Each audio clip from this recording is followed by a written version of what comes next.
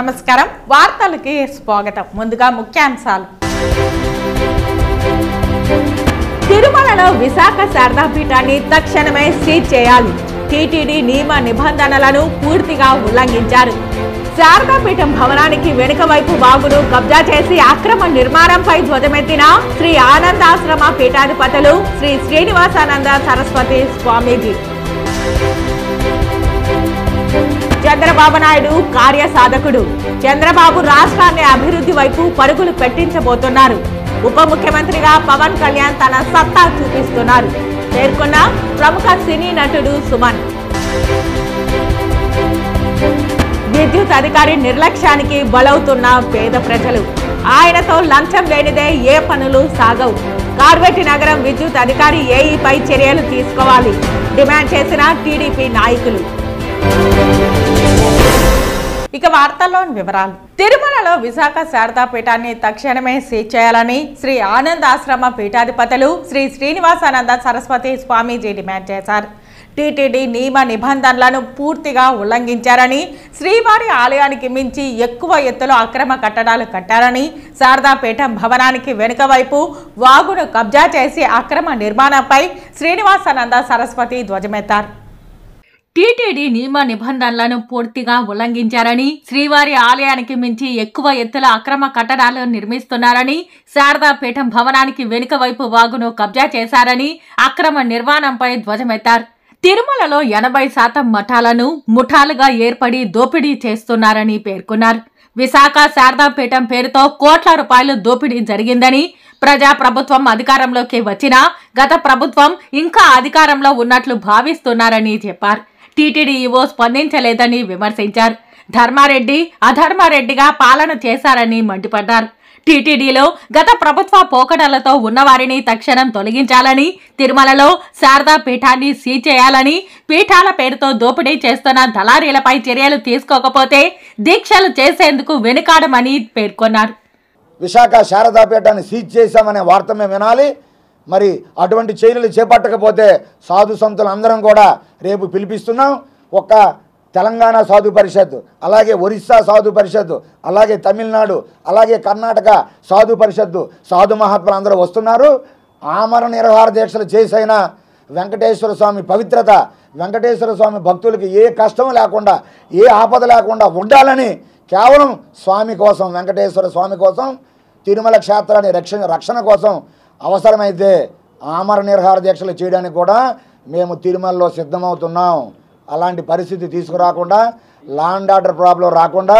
స్వామీజీలు వచ్చి ఆమరణ నిరాహార దీక్షలు చేయకుండా వెంటనే టీటీడీ అధికారులు స్పందించి సీజ్ చేయాలి విశాఖ శారదాపీఠాన్ని ప్రైవేటు వ్యక్తులను తొలగించాలి ఈ మఠాల తాలూకా మేనేజర్ వ్యవస్థని పూర్తిగా తిలోదకాలు ఇవ్వాలి ప్రక్షాళన చేయాలి మఠాల తాలూకా ప్రతినిధులే ఉండాలి ఇక్కడ మఠాలలో చక్కగా దైవ కార్యాలు జరిగేటట్టుగా ఇక్కడ పర్యవేక్షణ ఉండాలి ఒక కమిటీ ఉండాలి పర్యవేక్షణలో జరగాలి అని కోరుకుంటున్నాం ఏది ఏమైనా ఏదైతే ముఖ్యమంత్రి గారు ప్రక్షాళన అన్నారో దానికి మేము స్వాగతిస్తున్నాం తప్పనిసరిగా కొద్ది రోజులు వేచి చూస్తాం ఒక 15 రోజుల్లో మళ్ళీ మా కార్యాచరణ మన మీడియా ముఖంగా ప్రకటిస్తాం దయచేసి మీడియా మిత్రులు కూడా మీరు హిందువులే భాగస్వాములే మన క్షేత్రాన్ని మనం కాపాడుకోవాలి ఇలాంటి దుర్మార్గపు కట్టడాలు విశాఖ శారదా పీఠాధిపతి స్వరూపానంద చేస్తున్నటువంటి భూదందాలు ఆయన చేస్తున్న అడ్డుగోలు కాషాయం వేసుకొని కాషాయ ముసుగులో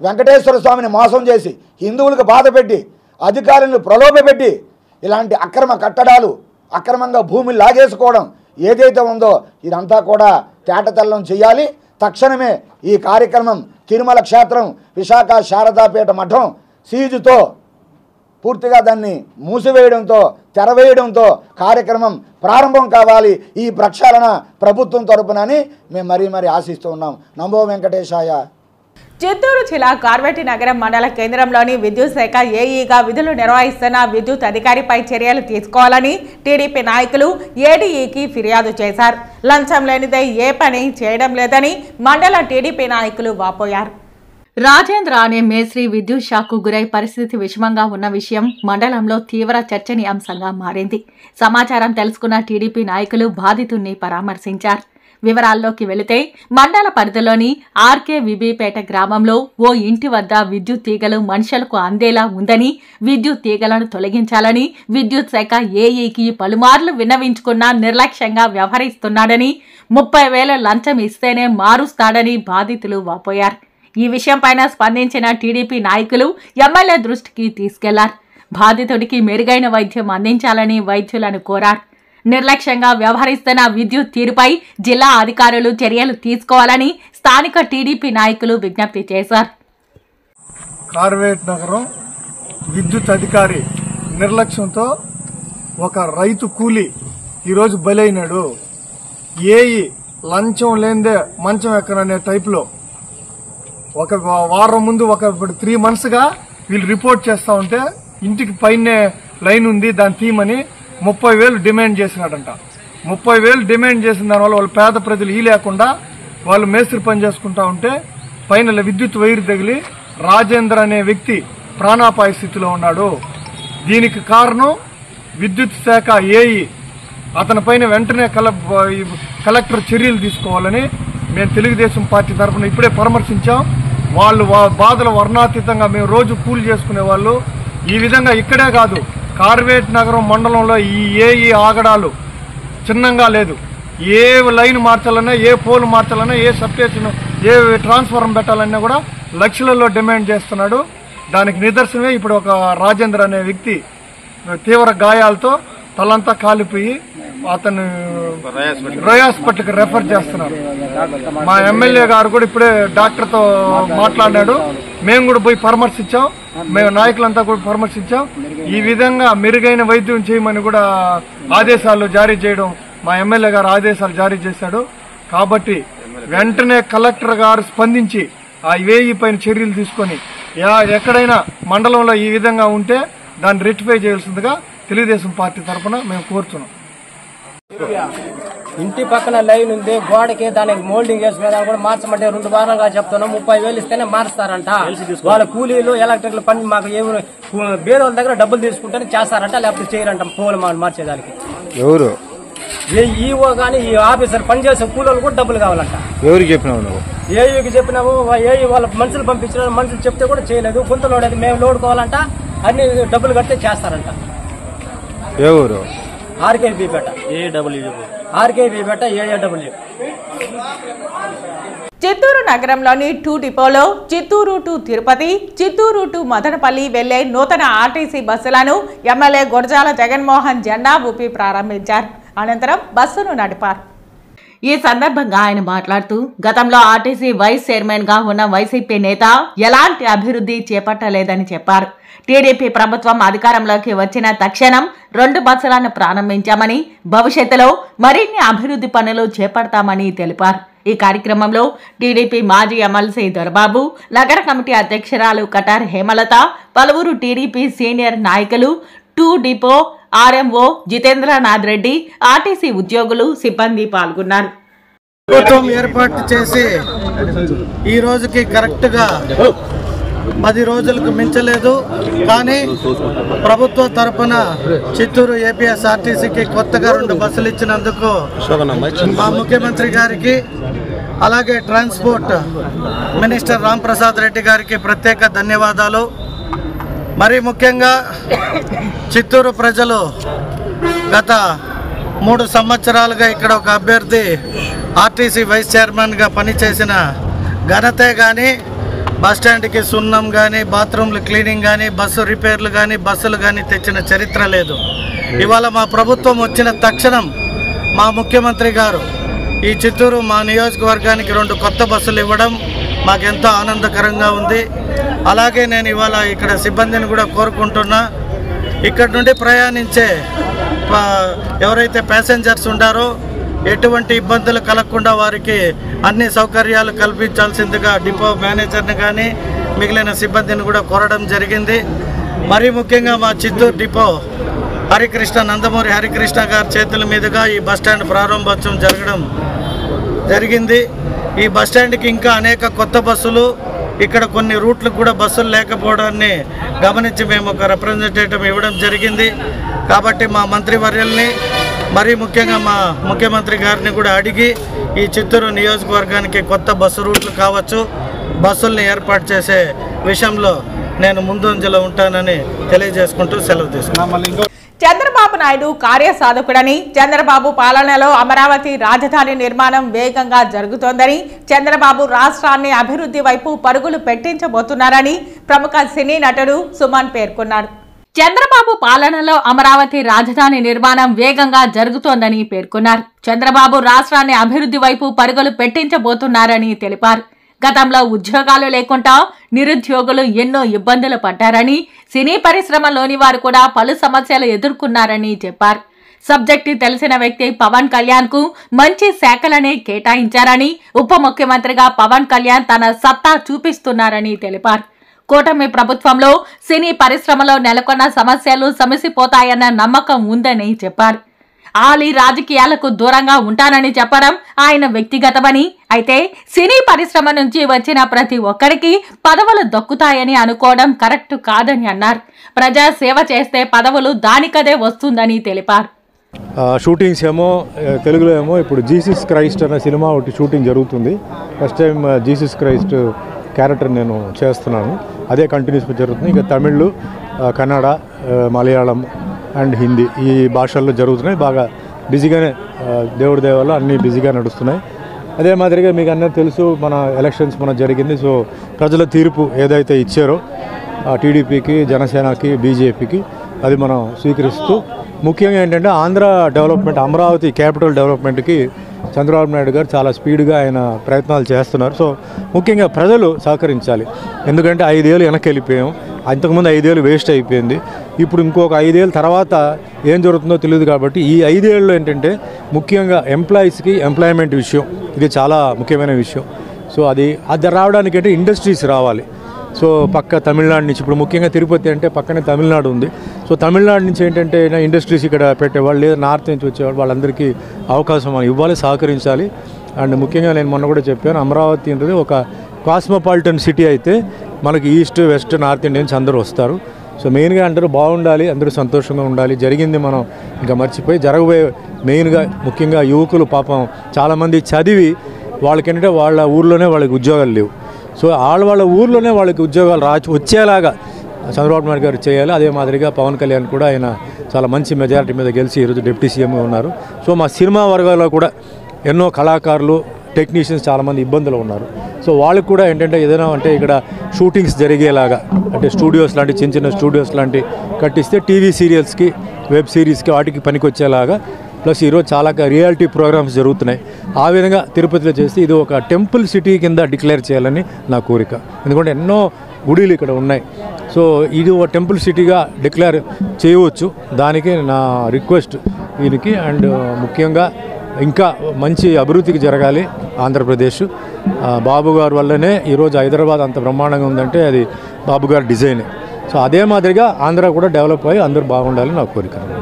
తిరుపతికి వచ్చే భక్తుల్లో మరింత భక్తిభావం పెంచుతూ తిరుపతి కీర్తి ప్రతిష్టలు పెరగడానికి నగర సంకీర్తన దోహదం చేస్తుందని ప్రముఖ రంగస్థల నటులు మేకల గంగయ్య అన్నారు. తిరుపతి నగరంలో భక్తిభావం మరింత పెరగాలని, ఆధ్యాత్మిక వాతావరణంలో ప్రజలు నివసించాలన్న సంకల్పంతో స్థానిక రాయలసీమ రంగస్థల చైర్మన్ గుండాల గోపీనాథ్ రెడ్డి నగర సంకీర్తన మండలి ఏర్పాటు చేసి నగరంలో ప్రతి శనివారం భజన మండలి కళాకారుల చేత సంకీర్తన గోష్ఠి నిర్వహిస్తున్నారు. అందులో భాగంగా శనివారం ఉదయం భజన మండలి కళాకారులు సాంప్రదాయ వస్త్రాలతో స్థానిక గోవిందరాజస్వామి ఆలయం నుంచి 4 మాడ వీధుల్లో నగర సంకీర్తన చేపట్టారు. నగర సంకీర్తన అనంతరం భక్తులకు అన్నప్రసాదాల వితరణ చేశారు. ఈ కార్యక్రమంలో కళావతి, జయమ్మ, పద్మావతి, నిర్మల, పార్వతి, పద్మ తదితరులు పాల్గొన్నారు. ప్రతి శనివారము తిరుపతిలో నగర సంచారం జరుగుతున్నది. ఈ నగర సంచారము ఆయురారోగ్యాలు సంతోషంగా ఉండాలని దేవుడిని ప్రార్థిస్తూ శ్రీ తిరుమల వెంకటేశ్వర స్వామిని కోరుకుంటూ మనందరము హాయిగా ఉండాలంటే పొద్దున్నే 5 గంటలకు లేచి అందరినీ మనము ఆదరించి అందరి కోసము మనము పాటుపోయే అవకాశం కావాలని కోరుకుంటూ ఓం నమో వెంకటేశాయ. తిరుపతి నగర సంకీర్తన భాగంలో ప్రతి శనివారము తిరుపతిలో ఎంతో అత్యద్భుతంగా ఉదయం 5:30 వరకు నగర సంకీర్తన గోవిందరాజస్వామి 4 మడ వీధుల్లో కోలాహలంగా జానపద భక్తి సంగీతాలు గోవిందనామాలతో మహిళలు కోలాటాలతో అత్యద్భుతంగా సక్సెస్ చేస్తున్నారు. నా చిన్న విన్నపము, తిరుపతిలో ఎంతోమంది వ్యాయామం చేస్తున్నారు, స్పోర్ట్స్ యాక్టివిటీస్ బ్యాడ్మింటన్ అని టెన్నిస్ అని చెప్పి స్పోర్ట్స్ ఎన్నో యోగా ఆసనాలు చేసే వాళ్ళు ఉన్నారు. ఈ శనివారం ఒక్కరోజు ఉదయం 5 గంటలకి ఈ నగర సంకీర్తనలో పాల్గొనవలసిందిగా మనసారా కోరుకుంటూ ఆ దేవదేవుని ఆశీస్సులు ప్రతి ఒక్కరికి ఉండాలని మనసారా కోరుకుంటూ మీ కర్ణాటక మురళి తిరుపతి. నగర సంకీర్తన శనివారం చేయటం వల్ల మనకి ఎక్సర్సైజ్ ఏమి, మన భక్తులు రావటం ఏమి, పోరాటం ఏమి అన్నీ చాలా ఆనందంగా ఉందండి. అందరు భక్తులు వచ్చి పాలు పంచుకోవాలని కోరుకుంటున్నాము. గోవిందరాజ స్వామి గుడి కాడ చేయటమే మన మహాభాగ్యము, ఆంజనేయ స్వామి భాగ్యము, అన్ని భాగ్యాలుగా భావించాలి. మేము ఈ వయసులో చేస్తున్నాం కోలాటము ఇవన్నీ అంటే ఆయన ఇచ్చిన భాగ్యమే అనుకోవాలి. ఆరోగ్యం ఉండబట్టి మేము చేస్తున్నాం, మన ఆరోగ్యం కూడా కాపాడుకున్నట్టే ఉంటుంది. అన్నీ చేయటం మంచిది. నగర సంకీర్తనకి అందరూ రావాల్సిందిగా కోరుతున్నాం. ఎన్ని గంటల నుంచి ఎన్ని గంటల వరకు చేస్తుంటారు? 5 నుంచి 7 వరకు అండి. 7 వరకు చేస్తున్నాము.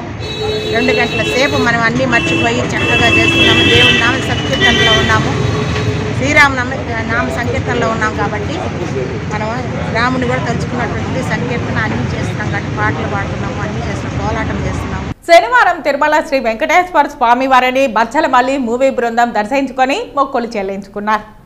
బచ్చలమల్లి సినిమా డైరెక్టర్ సుబ్బు మంగదేవి, నిర్మాత రాజేష్ దండా స్వామివారికి మొక్కులు చెల్లించుకున్నారు. దర్శన అనంతరం రంగనాయకుల మండపంలో తీర్థ ప్రసాదాలు అందజేశారు. అనంతరం ఆలయం వెలుపల మీడియాతో మాట్లాడుతూ అల్లరి నరేష్ పుట్టినరోజు సందర్భంగా బచ్చల మూవీ రివ్యూను విడుదల చేయనున్నామని చెప్పారు. అనంతరం ఆలయం వెలుపల మీడియాతో మాట్లాడుతూ అల్లరి నరేష్ పుట్టినరోజు సందర్భంగా బచ్చలమల్లి మూవీ రివ్యూను విడుదల చేయనున్నామని చెప్పారు. నిన్నటితో బచ్చలమల్లి సినిమా షూటింగ్ అంతా ఫినిష్ అయింది. నేను, మా డైరెక్టరు, మా ప్రొడ్యూసర్లు ఇద్దరం కలిసి తిరుమల వచ్చాం. రేపు హీరో గారి బర్త్డే సందర్భంగా మా సినిమా క్లిప్స్ వస్తున్నాయి, దానికి స్వామివారి బ్లెస్సింగ్స్ తీసుకోవడానికి వచ్చాం. Thank you. అది నరేష్ గారు ఇంతవరకు చెయ్యని ఒక కొత్త ప్యాటర్న్ సినిమా అండి. డెఫినెట్గా ఫస్ట్ లుక్ మంచి బజ్ వచ్చింది, అలాగే బజ్ను కంటిన్యూ చేస్తే గ్లిమ్స్ ఉంటుంది. ఇది నరేష్ గారి కెరీర్లో ది బెస్ట్ ఫిల్మ్ అవబోతుందండి కమర్షియల్గా. నమస్కారం అండి. ఈరోజు వెంకటేశ్వర స్వామి వారి దర్శనం అయింది. రేపు నరేష్ గారి బర్త్డే సందర్భంగా ఒక గ్లిమ్స్ వీడియో వదులుతున్నాం. ఖచ్చితంగా స్వామివారి బ్లెస్సింగ్స్తో అందరికీ నచ్చుతుంది బలంగా నమ్ముతున్నాం, బలంగా కోరుకోవడానికి వచ్చాం. అలాగే సినిమా కూడా చాలా అద్భుతంగా వచ్చింది. నరేష్ గారి కెరీర్లో one of the mile stone film అవుతుందని నమ్ముతున్నాం. స్వామివారి ఆశీస్సులు ఉంటాయి కాబట్టి జరగతుంది అని ఇంకా గట్టిగా నమ్ముతున్నాం. Thank you. ఇంకా ఈ సినిమా రిలీజ్ తర్వాత ఉంటుందండి. ఆశా మూవీస్ బ్యానర్లోనే ఉంది. ఆ త్వరలోనే తెలుస్తుంది హీరో ఎవరో ఏంటి అని. చిత్తూరు జిల్లా నగర మున్సిపాలిటీ నగర పట్టణం ఈశ్వర ఆలయంలో వెలసిన శ్రీ కాలభైరవ స్వామికి శనివారం విశేష అష్టమి పూజల సందర్భంగా ప్రత్యేక అభిషేకం, అర్చనలు జరిగాయి. తదుపరి వెన్న ముద్దలతో మరియు పలు రకములైన ద్రాక్ష పండ్లతో స్వామివారి అలంకరణ విచ్చేసిన భక్తులను విశేషంగా ఆకర్షించాయి. అధిక సంఖ్యలో మహిళా భక్తులు పాల్గొని స్వామివారికి విశేష అభిషేక, అర్చన, పూజలు పాల్గొన్నారు. పూజల అనంతరం విచ్చేసిన భక్తులందరికీ విభూది, తీర్థం, వివిధ రకాలైన ప్రసాదాలు పంపిణీ చేశారు. ఈ కార్యక్రమానికి సభ్యులు, భక్తులు తగు ఏర్పాట్లు చేశారు. వార్తలు ముగించే ముందు ముఖ్యాంశాలు మరోసారి. తిరుమలలో విశాఖ శారదాపీఠాన్ని తక్షణమే సీజ్ చేయాలి. టీటీడీ నియమ నిబంధనలను పూర్తిగా ఉల్లంఘించారు. శారదాపీఠం భవనానికి వెనుక వైపు వాగును కబ్జా చేసి అక్రమ నిర్మాణంపై ధ్వజమెత్తిన శ్రీ ఆనందాశ్రమ పీఠాధిపతులు శ్రీ శ్రీనివాసానంద సరస్వతి స్వామీజీ. చంద్రబాబు నాయుడు కార్యసాధకుడు. చంద్రబాబు రాష్ట్రాన్ని అభివృద్ధి వైపు పరుగులు పెట్టించబోతున్నారు. ఉప ముఖ్యమంత్రిగా పవన్ కళ్యాణ్ తన సత్తా చూపిస్తున్నారు పేర్కొన్న ప్రముఖ సినీ నటుడు సుమన్. విద్యుత్ అధికారి నిర్లక్ష్యానికి బలవుతున్న పేద ప్రజలు. ఆయనతో లంచం లేనిదే ఏ పనులు సాగవు. కార్వేటి నగరం విద్యుత్ అధికారి ఏఈపై చర్యలు తీసుకోవాలి డిమాండ్ చేసిన టీడీపీ నాయకులు. ఈ వార్తలు ఇంతటితో సమాప్తం. నమస్కారం.